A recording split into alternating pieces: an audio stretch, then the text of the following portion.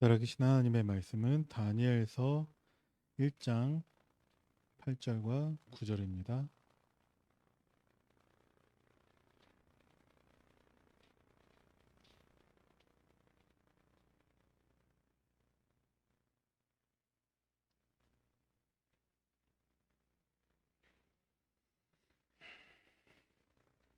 구약성경 1231페이지에 있습니다.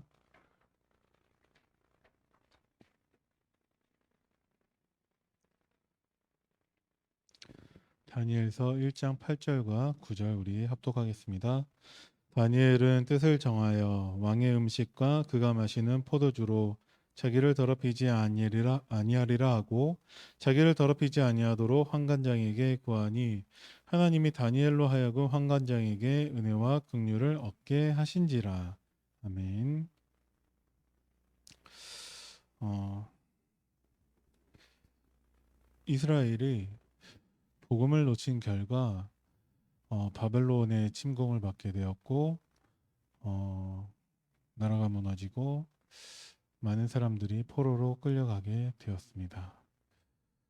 우리가 살면서 수많은 문제들을 만나게 되는데 우리가 자칫 잘못하면 실수하는 것이 그 문제를 집중하는 것입니다. 그래서 그 문제를 해결하려고 하고 해결되면 감사하고 해결되지 않으면 또 낙심하고 하는 것이 우리가 너무나 쉽게 저지를 수 있는 실수들입니다. 그래서 어떤 문제든지 간에 하나님이 원하시는 것은 하나님의 뜻을 정확하게 아는 것입니다. 오늘 강단 말씀 결론에서도 하나님의 말씀은 반드시 성취된다라고 하셨습니다. 지금도 하나님은 하나님의 말씀을 성취하고 계십니다. 어떤 말씀을 성취하고 계시냐? 예수가 그리스도이신 그 복음의 말씀을 성취하고 계십니다. 그래서 지금도 그 복음을 듣고 영접하는 사람은 하나님의 자녀가 되는 그 응답을 누릴 수 있습니다. 이 복음을 전하는 사람은 그 상급이 냉수 한 그릇도 그 상을 잃지 않을 거라고 말씀을 하시면서 우리가 하나님의 말씀을 붙잡기를 원하시는데 하나님의 뜻을 정확하게 붙잡기를 원하고 계십니다. 하나님의 뜻을 정확하게 붙잡지 못하는 사람들의 특징은 무엇이냐? 성도들의 고민이기도 한데 힘들다, 도와줄 사람이 없다, 그리고 기도가 안 된다라고 하고 있습니다. 이스라엘에서 포로로 끌려가는 모든 사람들이 다 공통적으로 여기에 빠져 있습니다. 그래서 다니엘은 뜻을 정했습니다. 많은 사람들이 왜 힘드냐? 복음을 알고 있는데 힘든 이유는 누가 뭐래도 그 복음이 지식으로만 있기 때문에 그렇습니다. 우리는 복음을 지식으로 받아들이면 안 되고 그 복음이 하나님의 언약이 되어야 합니다. 하나님의 언약이라고 했을 때 우리가 그것을 붙잡아야 되겠지만 먼저 우리가 받아야 할 것은 은혜입니다. 제가 지금 목요일부터 계속 이렇게 배가 아프고 뭘 먹을 때마다 설사를 하고 있어요. 그래서 어제부터는 아무것도 안 먹고 있습니다. 어, 그러면서 오늘 아침에 생각난 건데 많은 성도들이 지금 나와 같은 상태가 아닌가라는 생각을 하게 되었습니다. 무슨 말이냐? 뭘 먹을 때마다 다 설사를 하고 있어요. 하나님 말씀을 듣는데 그 말씀이 마찬가지로 다 그렇게 되고 있는 것은 아닌가라는 생각이 들더라고요. 왜 그러냐? 저는 왜 먹을 때마다 그렇게 되고 있냐? 몸이 아프니까 그런 것이죠. 병원에 가봐야겠지만 말씀을 듣는데도 은혜를 받지 못한다라는 것은 치료받아야 되는 것이죠. 그 말씀이 지식으로 쌓이지 않고 진짜 하나님의 은혜가 되도록 우리는 진짜 치유받아야 됩니다.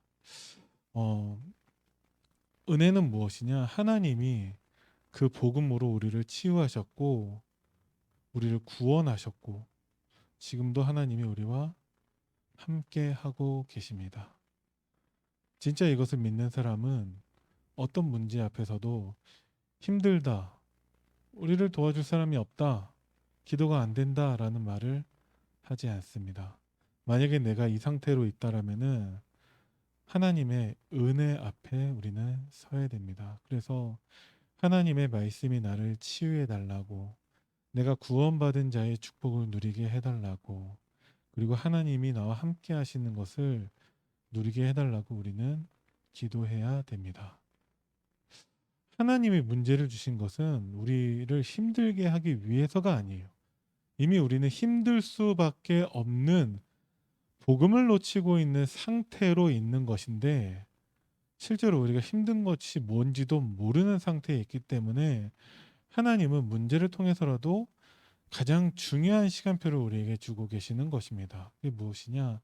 하나님 말씀에서 답을 찾으라는 것이죠. 어떤 답이냐? 나를 치유하고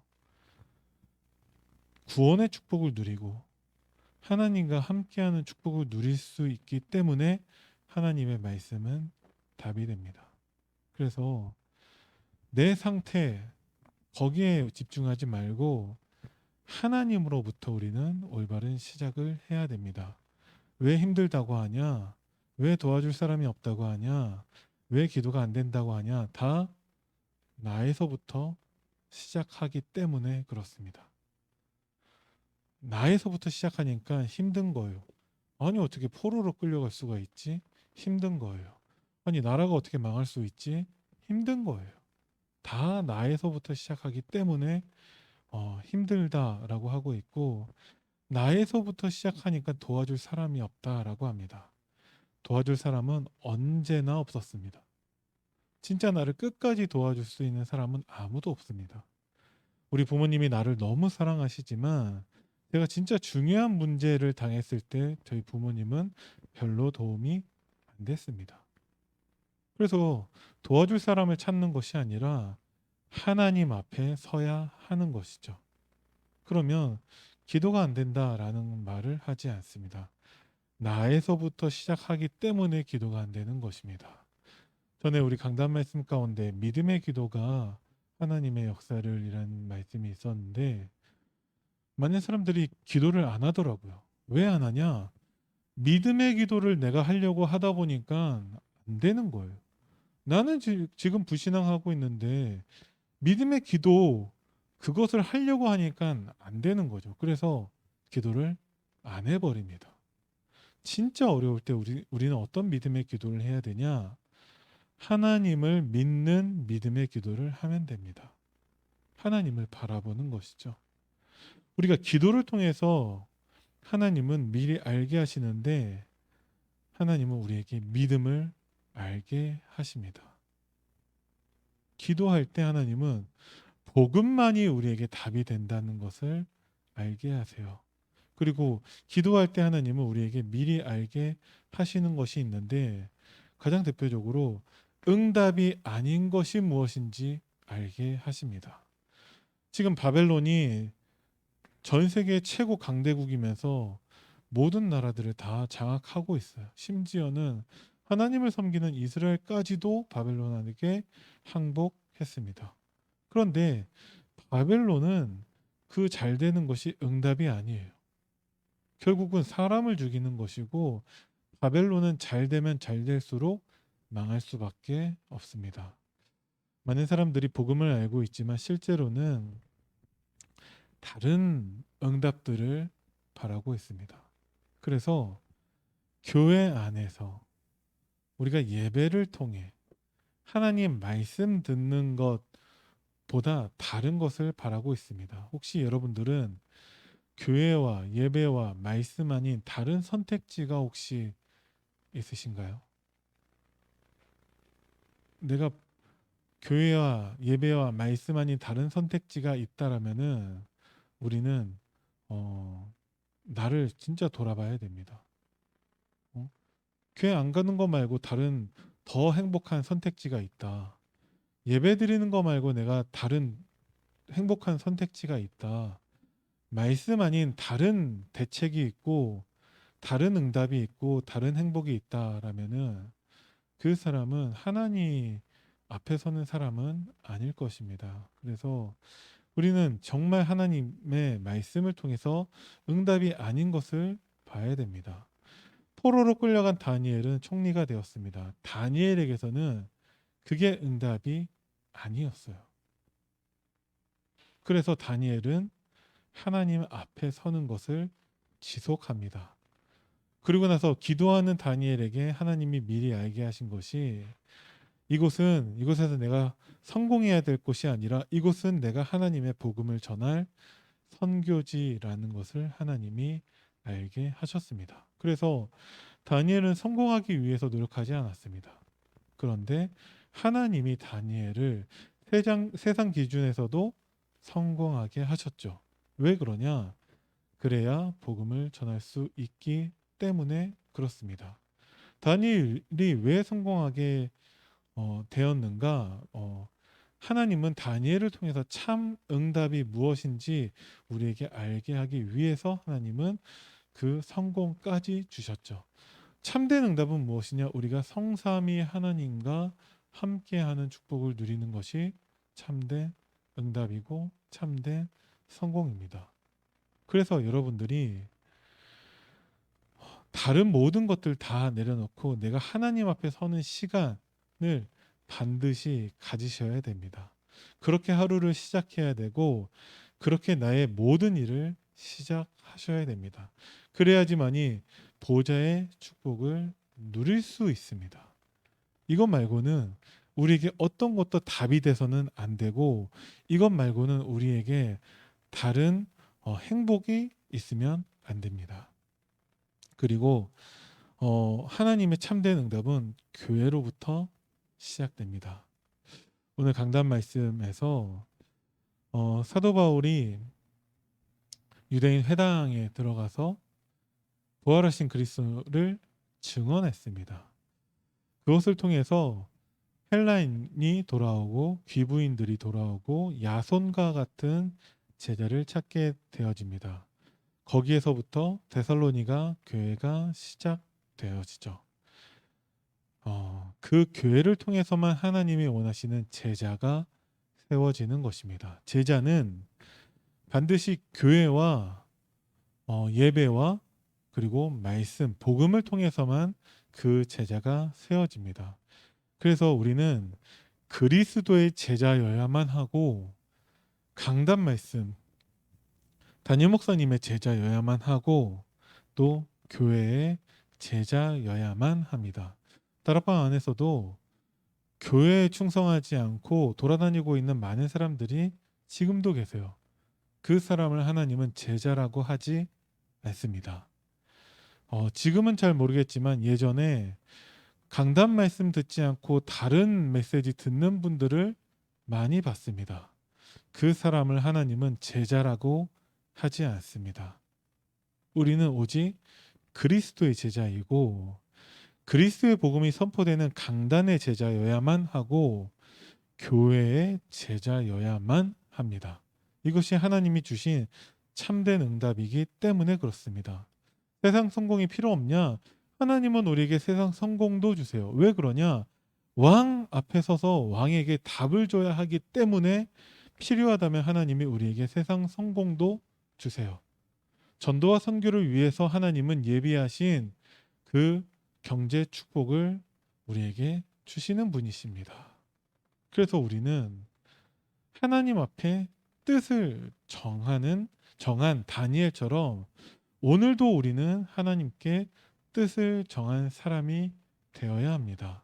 그래서 지식으로 복음을 알고 있는 많은 사람들처럼 하지 말고 진짜 하나님의 은혜 받는 사람이 되어야 하는데 하나님께 은혜 받을 수 있는 한 가지 답은 그리스도밖에 없습니다. 그 그리스도가 지금 나와 무슨 관계가 있는지 여러분들이 다시 한번 나 자신을 말씀 앞에 서서 돌아보시기 바랍니다. 자, 응답을 뛰어넘는 세 가지 이유가 있는데 우리가 응답을 뛰어넘는다라는 것은 무엇이냐? 하나님의 언약으로 만족한다라는 것입니다. 그리스도는 더 받을 것도 필요한 것도 없는 완벽한 이름이고 응답인 줄 믿으시기 바랍니다. 이 부분에 아직 해답이 딱 결론이 나지 않았다라면은 여러분들이 하나님의 기회 앞에 있다는 것을 아시기 바랍니다. 이제까지 내가 해답이 안 됐고 결론이 안 됐을 뿐이지 하나님이 나에게 복음을 깨닫게 하신 것은 무엇이냐? 아직도 전 세계에 이 해답이 안 나왔기 때문에 나에게 먼저 그 깨달음, 그 참된 행복, 참된 응답을 누리게 하기 위한 그 기회를 하나님이 나에게 주신 것입니다. 어제부터 아무것도 안 먹고 있지만 영적으로는 되게 가볍고 맑아진 느낌이 있어요. 지금까지 참 육신의 그런 식량, 그런 밥들을 먹으면서 엉뚱한 시간들을 많이 보냈구나라는 생각을 하게 되었습니다. 자, 응답을 뛰어넘는 세 가지 이유. 다시 얘기해서 다니엘이 뜻을 정한 세 가지 이유입니다. 다니엘은 어떤 뜻을 정했냐? 하나님만 의지하겠다라는 뜻을 정했습니다. 내가 비록 포로로 끌려왔지만 내가 복음을 알고 있고 이 복음이 지식된 이스라엘의 그 결과를 알고 있지만 그럼에도 불구하고 나는 그 복음만 나는 바라보고 나는 하나님만 믿겠다라는 그 뜻을 정했습니다. 그 세 가지 이유에 대해서 말씀드리겠습니다. 첫 번째, 과거의 이유는 이스라엘이 바벨론에게 패하고 망한 이유는 무엇이냐? 영적인 힘이 없기 때문에 그렇습니다. 하나님의 복음으로 치유받지 못하고 하나님의 복음으로 구원의 축복을 누리지 못하고 하나님 복음으로 지금 나와 함께 하시는 하나님을 누리지 못한 이스라엘은 실패하고 멸망했습니다.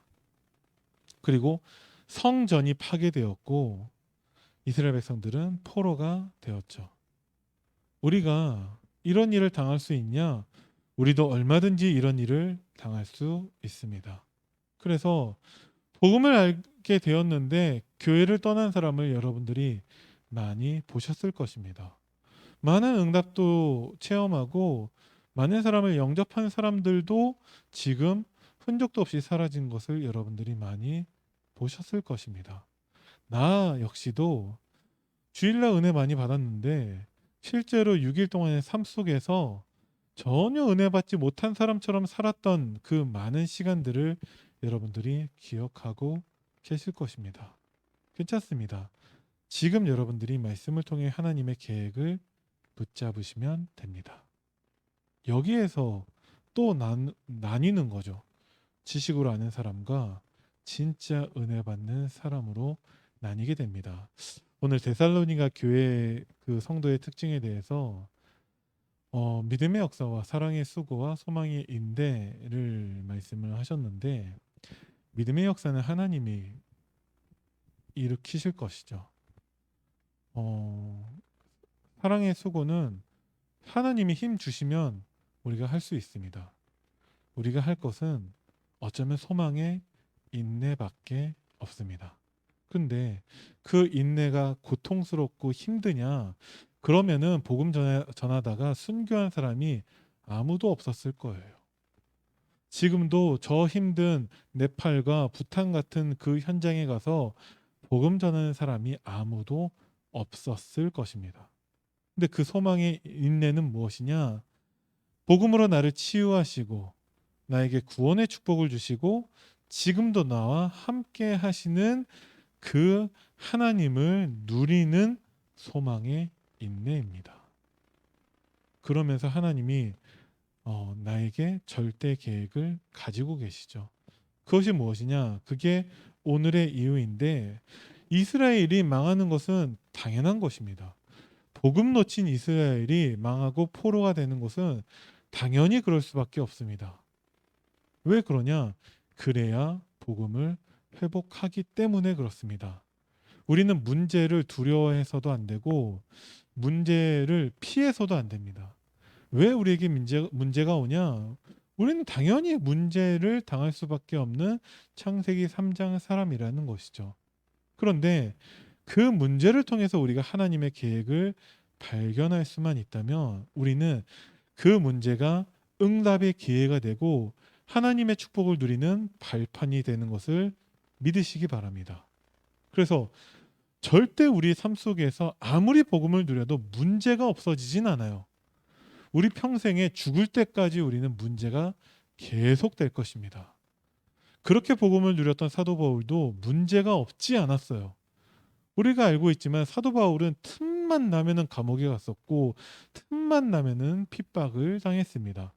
그런데 사도 바울은 그것을 문제로 여기지 않았죠. 문제를 두려워하거나 문제를 피하지도 않았습니다. 거기에서 하나님의 계획을 발견하고 그 문제가 있을 수밖에 없는 당연성의 그 이유를 알고 있었습니다. 그러면서 그래서 나를 부르셨다라는 필연성의 이유도 알게 됩니다. 아, 하나님이 그냥 문제가 아니라 복음 알고 있는 나에게 하나님이 그 복음을 누리라고 문제도 주신 것입니다. 거기에 하나님의 증거가 따라올 수밖에 없는 것이죠. 누구에게 이 증거를 주시냐? 믿는 자에게 하나님의 증거를 주십니다. 여기에서 여러분들은 어떤 것을 선택하겠는가라는 거예요.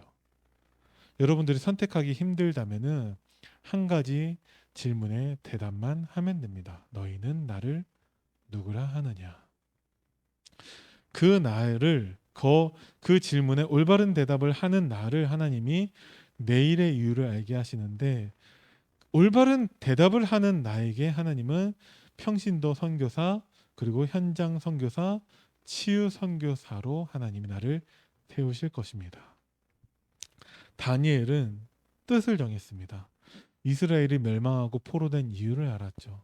하나님은 이스라엘의 복음을 회복하고 그 바벨론에서도 하나님의 복음을 증거하기를 원하신다는 것을 다니엘은 알았습니다. 그래서 하나님만 의지했죠.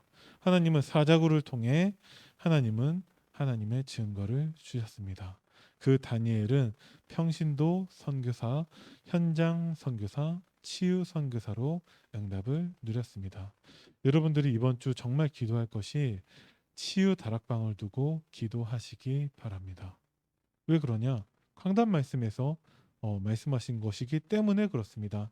하나님, 내가 복음을 지식으로만 알고 있고 내가 은혜 받지 못하는 나를 하나님 치유하여 주옵소서.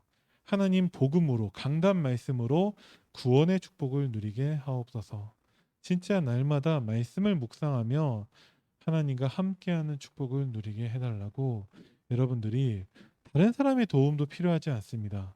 치유 다락방의 응답을 누리는 한 주간 되기를 간절히 기도합니다. 그래서 여러분들이 할 것은 한 가지밖에 없어요.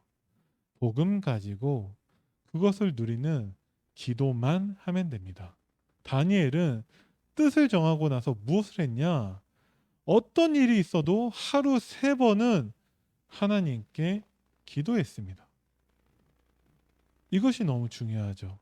우리가 기도하지 않아요. 복음 가지고 그것을 누리는 기도하면 되는데 다 알고 있습니다. 그런데 실제로 그거 하는 사람이 별로 없어요.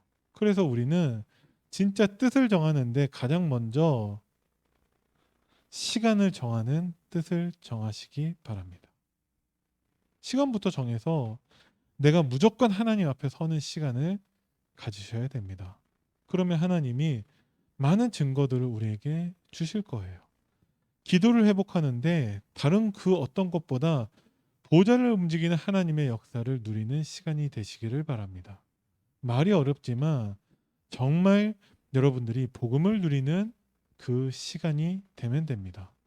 그 복음을 고백하시고 선포하는 것부터 여러분들의 그 기도를 회복하시기 바랍니다.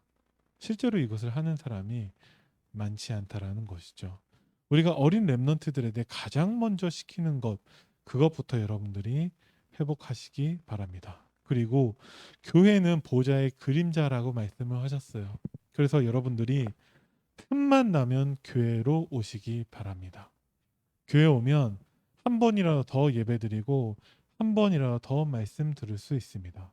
그래서 여러분들의 삶이 교회 중심의 삶이 되어야 하고 예배의 축복을 회복하셔야 됩니다.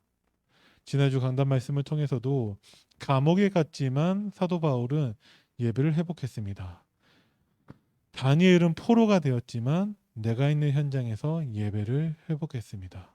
여러분들이 오늘 돌아가시는 가정과 내가 내일부터 또 출근하는 직장과 하시는 그 모든 업에서 렘너트들은 공부하는 그 현장에서 하나님께 예배를 회복하면 됩니다. 복음이 지식이 아니라 진짜 은혜인 것처럼 예배도 형식이 아니라 하나님과 교제하는 시간입니다. 그것부터 여러분들이 회복하시면 됩니다. 그리고 뜻을 정하기 위해 여러분들이 중요한 것을 찾아내는 기도 속으로 들어가셔야 됩니다. 하나님 말씀 앞에서 이 말씀을 통해서 하나님이 진짜 나에게 원하시는 것이 무엇인지 여러분들이 계속 질문하셔야 됩니다. 왜 나에게 이런 문제가 있는가? 왜 나는 은혜 받지 못하는가? 여러분들이 하나님께 질문하셔야 돼요. 내가 답을 찾을 생각하지 말고 하나님 말씀에서 답을 찾으셔야 됩니다. 자꾸 사람들이 질문을 하는데 말씀과 상관없는 답을 찾다 보니까 엉뚱한 답을 찾을 때가 많아요. 우리는 하나님 말씀을 답으로 알고 그 말씀이 답이 되도록 하는 기도 속으로 들어가야 됩니다. 그것을 묵상이라고 합니다. 그래서 묵상하는 나에게 하나님은 뜻을 정하게 하실 거예요. 다니엘이 뜻을 정한 것은 다니엘이 훌륭해서가 아닙니다. 다니엘은 하나님이 주신 그 복음이 지식이 아니라 정말 은혜로 그것을 누리는 사람이었고 하나님의 언약을 붙잡은 사람이었습니다. 여러분들에게 정말 복음을 누리는 기회가 되고 발판이 되는 한 주간이 되도록 간절히 기도합니다. 기도하겠습니다. 살아계신 하나님 은혜를 감사드립니다. 뜻을 정하도록 하나님 말씀 앞에 서게 하시고 뜻을 정하도록 복음을 누리고 하나님 은혜 앞에 서게 하옵소서.